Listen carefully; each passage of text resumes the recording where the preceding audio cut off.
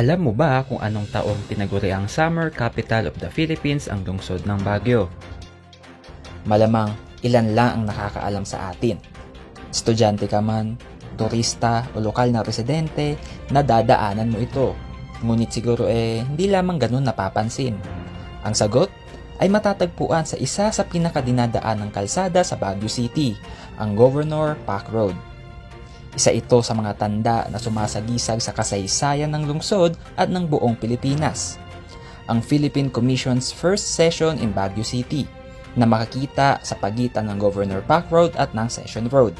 Nakaukit sa tila selyong ito na taong 1904 nang formal ng pangalanan ng Philippine Commission ang Baguio bilang Philippines Summer Capital.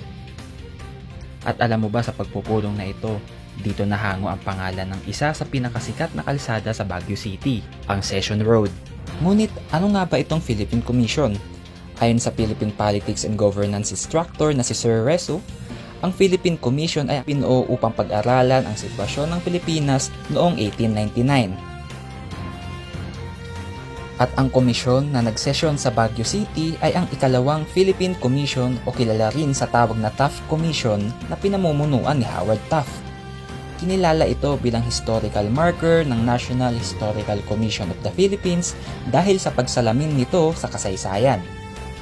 Ayon naman sa polisiya ng RA 10066 o ang National Cultural Heritage Act of 2009, dapat itong ipreserba at pangalagaan dahil sa dalang importansya nito sa ating kasaysayan. Kaya, sa inisyatibo ng General Services Office, mas malinis ng tignan ang historical marker na ito. Ikinatuwa din ng UMS instructor ang paglilinis na ginawa ng GSO.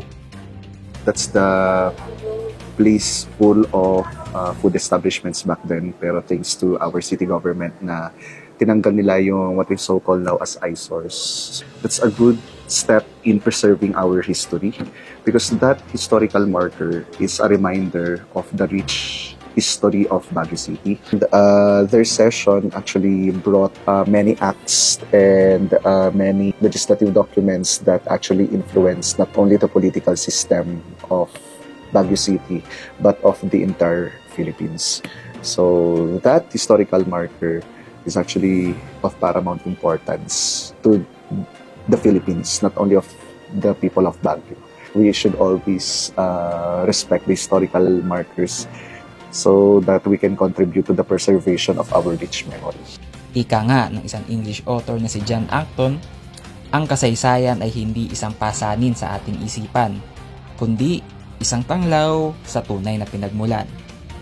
Conan Gulapa para sa PIO, Baguio Balita.